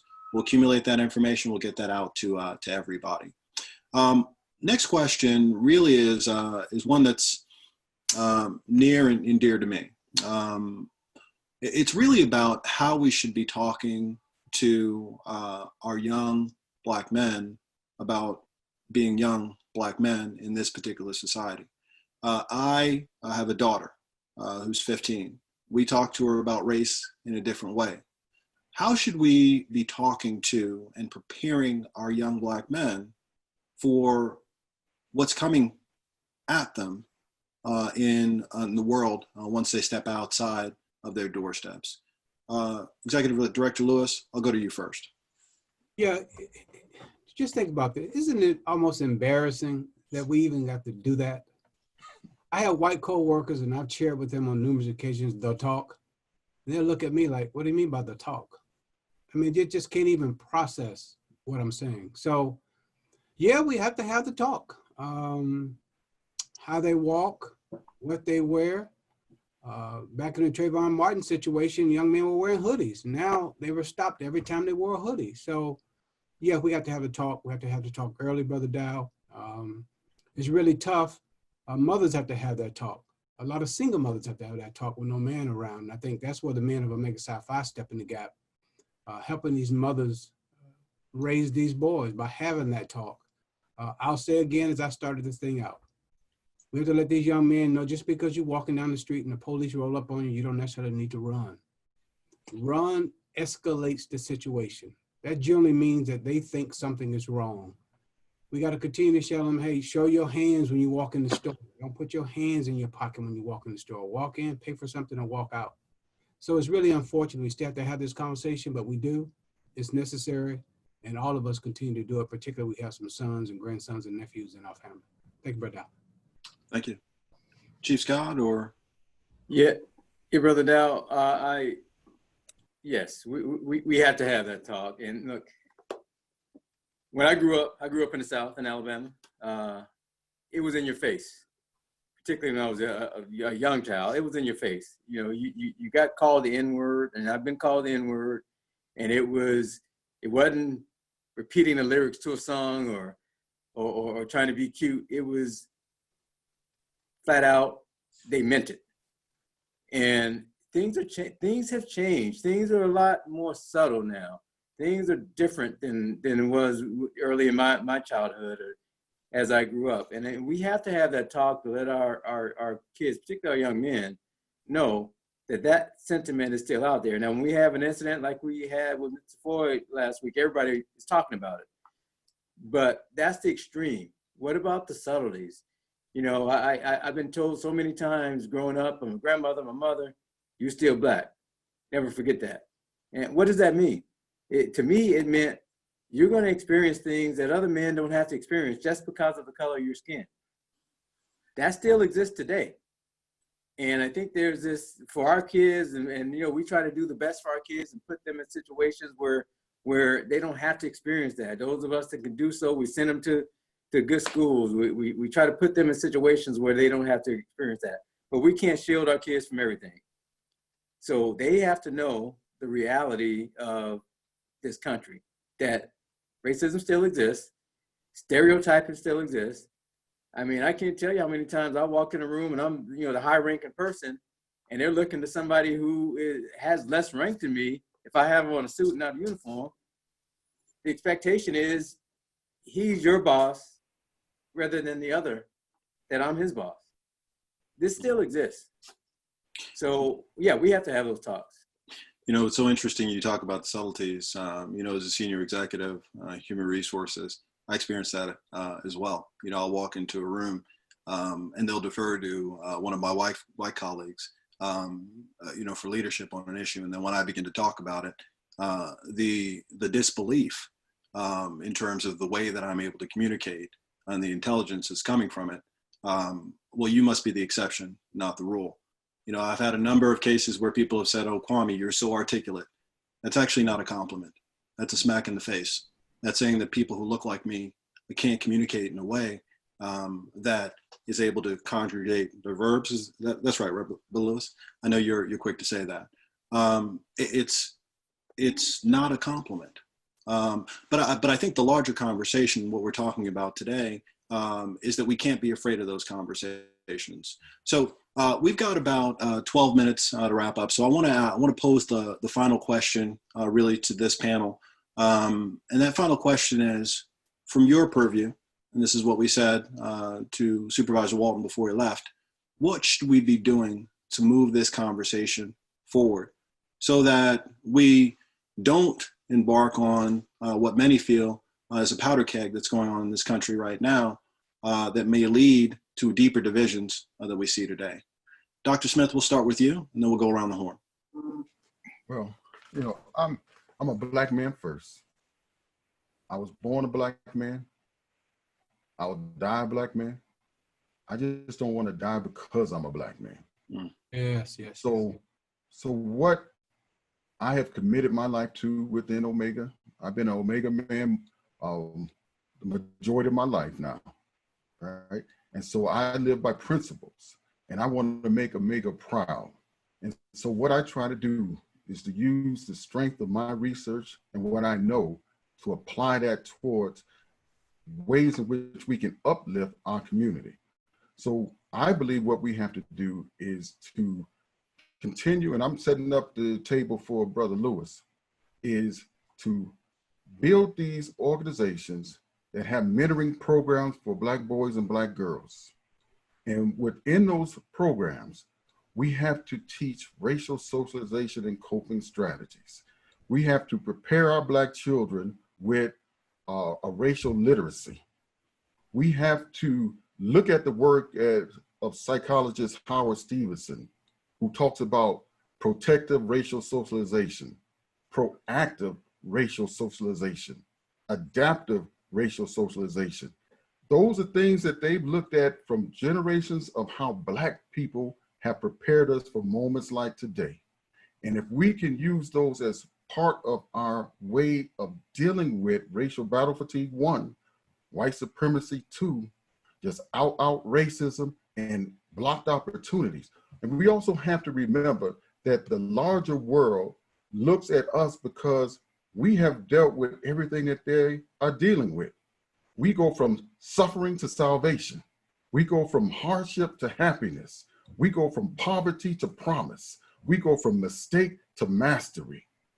So those multi-ethnic, multiracial groups that are out there demonstrating, they might suffer from economic inequality. We're at the bottom of the well on that. Educational inequality, we're at the bottom of the well for that. Occupational inequality, we're at the bottom of the well for that. So they see our strength and our ability to rise. And that should be our call as Omega men, to take little Black boys and little Black girls and show them that we will be the leaders and to stand in, as Brother Lewis says, to be those leaders within the community, coupled with our sisters, to make sure that the Black community will rise. Thank you, Dr. Smith. Brother Lewis, let me go ahead and go to you. Yes, sir. Thank you. And let me just commend everybody who's a mentor. Brother James Breedlove is working his tail off in Los Angeles. Larry Ross is working his tail off in Phoenix. Brothers up north, brothers around the country working their tails off. Their mentors, mentoring work, economic development work. Be able to pool our money and pool our money. We'd have to attend these police commission meetings. We got to vote. We got to vote. We got to vote. We got to vote. We got to vote. Mental health is real. Dr. Marion talks about it all the time. Let me say something. We are here today because of a $10 bill. A $10 bill. If somebody look in their pocket right now and tell me if they know they have a fake $10 bill, I'll give you $100. George Floyd called for help for 9 minutes. He called for help for 9 minutes. He called for help for 9 minutes. He said, "I can't breathe" several times. And the last words out of his mouth, he called on a person that's been dead for 2 years. He called for his mama. If that does not strike you to the core of your being to say, I got to do something. I got to mentor. I got to go to police commission. I got to do something. If that doesn't strike you to your core, something's wrong. The man's last dying breath, a grown man with 5 children, the last words he said is, he called for his mama. Brother Dow, that could have been you. That could have been me. Could have been Glenn Taylor. Could have been Thomas Dowdy. Could have been David Marion. Nobody came for his help. No one came. And the people that to provide and protect him was killing him. Murdered the man in front of us. He called for his mama. As we all do. When things get tight, we don't call for daddy, we call for mama. He called for his mama. So if you can hear my voice today, you got to be moved by what we saw on TV. You got to be moved by what we saw on TV. And I just challenge all the mega men. We all tired, man. We're doing a lot of work, a lot of things we're doing. We got to give a little bit more because George Floyd could have been any of us on this phone. Brother Dow, thank you for your leadership, man. This is outstanding today. I'm really proud of this moment. I think we've moved the needle. Looking forward to hearing what Brother Scott, Brother Graham, Marion had to say. Thank you. Thank you, Brother Lewis. Chief Scott. You know, Mr. Floyd's death is the reason that this conversation is happening today. But in Omega Psi Phi, this conversation has been happening for a very long time. We have to get everybody to be passionate, not just about policing and how we police African-American communities, but what about the educational disparities? Brother Smith, Dr. Smith just said it a minute ago. The root causes that keep us as Black people in the conditions that we are in, it goes far beyond policing. The criminal justice system does have a tremendous impact on our people. I spent some time, I visited San Quentin prison just recently, a couple months ago, and I sat down with about 40 men who were all in prison for life. Most of them had murdered somebody. A couple of common themes. Very few of them had finished school. Most of them came from families that were broken, from homes that were broken. Most of them couldn't get a job, so the way that they survived was criminal activity. There were some brilliant men in that group. I can tell you just by the conversations, we spent all day there. There were some brilliant men in that group who never had a chance. They never had a chance. We got to give our people a chance. And it goes far beyond policing. We got to have that same passion to protest in the streets when our kids aren't getting educated because they don't go to the same schools that other kids go to. They don't have a chance. So I'm with Brother Lewis. You know, what happened to Mr. Floyd should motivate us to do more. But it's not just Mr. Floyd. When you look at a kid that can't read, that can't get educated, whose parents, who knows where they are, we got to do something with those situations as well and have this same passion for those situations. to change this narrative for our people. Thank you, Chief Scott. Brother Grand Marion. Yeah, I've really enjoyed this meeting. I was thinking about, as many of you know, I was born in Los Angeles, and at the age of 9, my father moved us back to Mississippi, where he was from. And he had vowed never to return to Mississippi because of the racism that he experienced growing up and what he saw with his family and parents. But I was eavesdropping. I think young folks call it ear hustling, but I was eavesdropping one day and got a glimpse of how he thought that it was possibly of more value for us to be in Mississippi and be shaped by some real experiences where you could really know who your enemy was. They were out in the open. There was no doubt to who hated you.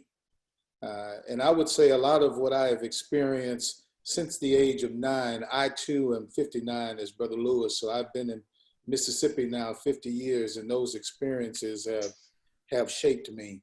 And I would say that Omega Psi Phi always leads these kinds of discussions.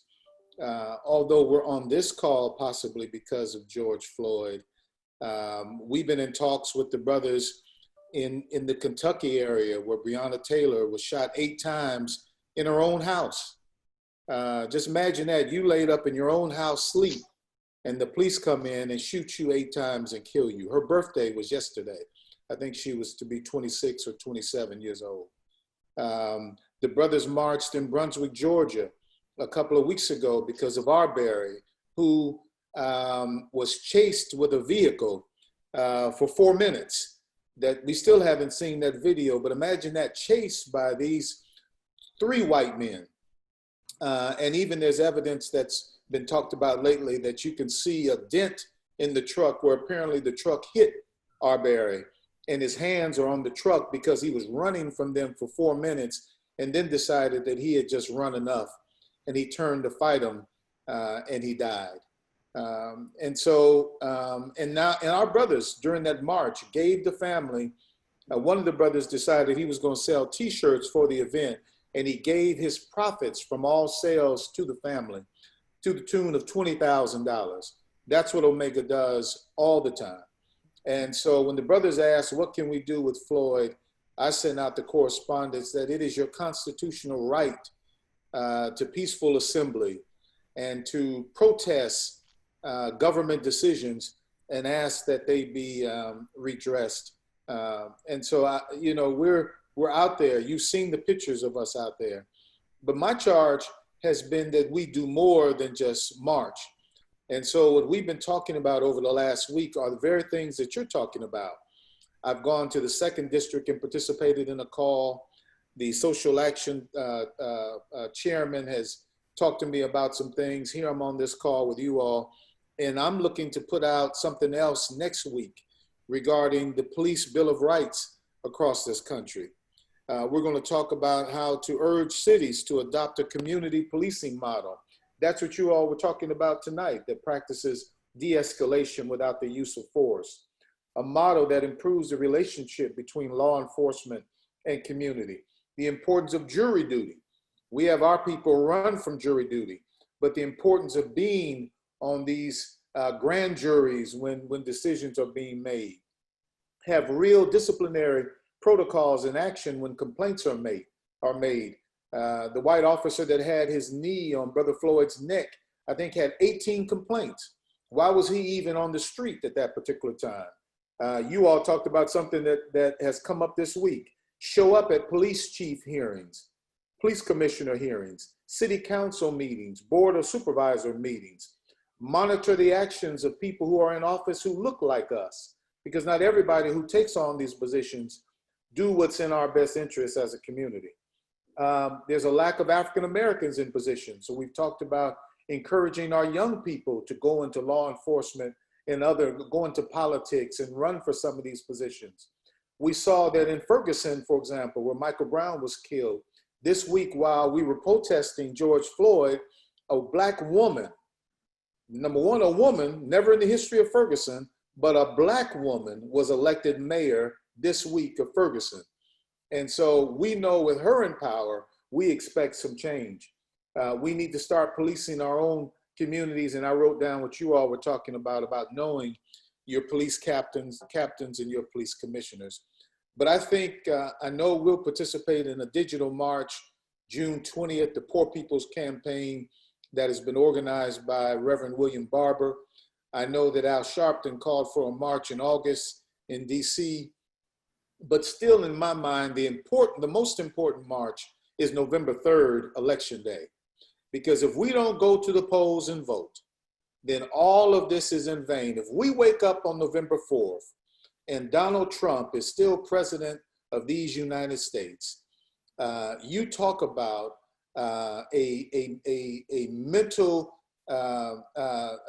crisis in this country. You're talking about a spread of mental diagnoses of depression and anxiety. If we don't do everything we can to change that possibility, then all of this is in vain. And so one of the initiatives that we pushed out is, since only 47% of Black men voted in 2016, our push is to get 1 million more Black men at the polls, because we've looked at how close some of these state races were for the president, but also the importance of voting locally, as I just talked about the mayoral race in Ferguson, state races, and et cetera. That's where we can make the most change, is if we get out and vote. Brother Grand, thank you so much. If we can bring all of our panelists on the screen at once, I want to thank each one of you for participating in this town hall today. Just some notes that I wrote down throughout this conversation. There were consistent themes. The Grand Basileus just finished with one of them: vote, vote, vote, vote. Attend meetings on a local level. Make sure that your voice is heard. Talk to each other. Talk to each other. The solutions are not on the surface. The solutions are behind conversations that we historically have not had, that we need to have now. If you've got a Black friend, ask them a question. If you've got a white friend, ask them a question. Look, this change is not going to happen in a box that's occupied by people who look just like us. This change is going to be behind that difficult question that you've always wanted to ask, but you didn't know the form to be able to ask it. Here's the form. We're providing you the first steps to do it today. Take advantage of it. Look, this country has, I believe, yet to realize its true greatness.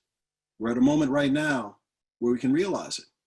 But the only way that it happens is if we do it together. The only way it happens is if we do it together. The men of Omega Psi Phi will continue to lead from the front. We will continue to bring this resource to our community. We will continue to stand on our cardinal principle that I led with today, which is uplift. We will make sure that we do our part. We won't stay silent. And we're asking that you not stay silent either. For additional information in terms of the work that we've been doing, or to see a recording of this particular town hall, we are asking you to go to our Facebook page, which is OPPF12THD. So that's OPPF 12th D on Facebook. The posting of this recording will be there. You can also go to our website, which is OPPF12D.org. That's OPPF12D.org. As I mentioned before, we certainly will gather additional questions that we may not have been able to get to today, and we'll ask our panelists to answer as many of them as they possibly can. We'll get that information out to you all. In addition, we'll also make sure that we're posting the resources that you all have asked for in terms of statistical data on our sites, as well as on our Facebook page. Again, I want to thank each one of you for taking the time out of your Saturday to be with us today, to really have this important and critical conversation. Thank you. But before we leave, the way that we opened up is the way that we'll close. Chaplain Brown, please close us with a word of prayer. Ladies and gentlemen, brothers and sisters, It is my prayer and my hope that all of the action steps that have been outlined on this panel discussion today will be implemented and put into action the places where you live and in your communities. And the psalmist put it this way: how good and pleasant it is when brothers live together in unity. It is like precious oil poured on the head, running down on the beard, running down on Aaron's beard, down upon the collar of his robes. And it is as if the dew of Hermon were falling on Mount Zion, and for there the Lord bestows his blessing, even life forevermore. Let us pray. The eyes of all look to you, Father God, and you give them their food at the proper time, and you open your hand to satisfy the desires of every living thing. And we desire unity, equality, and fairness, but we desire you, Father, that you would dwell in our hearts forever. Now to you, our God of peace and unity, by the power at work within us, is able to do far more abundantly than all we can ask or think. To you be the glory in your church, in our communities, and in Christ Jesus to all generations forever and ever. Amen. Amen. Again, thank you for your time today. Peace.